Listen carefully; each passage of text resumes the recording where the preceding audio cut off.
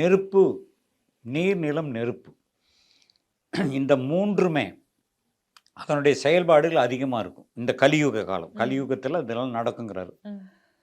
ஏன்னா காத்தடிச்சாலும் கூட ஏதோ ஒதுங்கி ஓடிடலாம். புரிச்சுதா?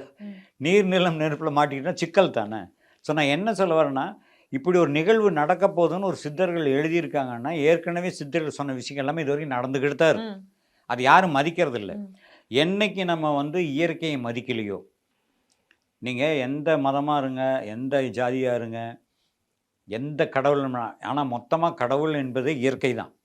நம்ம இயற்கையை தான் வந்து அந்த காலத்துலேருந்து மனுஷன் பிறந்த காலத்தில் ஒரு சூரியனை பார்த்தான், இவ்வளோ வெளிச்சமாக இருக்குன்னு கும்பிட ஆரம்பித்தான். ராத்திரி பார்த்தான், ஒரு நிலாவை பார்த்தான், இது அதை கும்பிட ஆரம்பித்தான். இப்படி தான் வந்து வளர்ச்சியை ஒழிய ஒரு நட்சத்திரத்தை பார்த்தா பிரைட்டாக இருந்தது, அதை பார்த்து கும்பிட்டான்.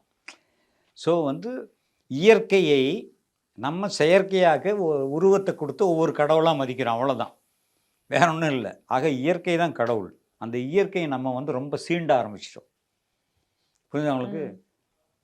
மண்ணுக்கு பிடிமான வேறு, வேருக்கு பிடிமான மண், வேரோட மரத்தையும் பிடுங்கிட்டோம், மண்ணையும் தோண்டிட்டோம்.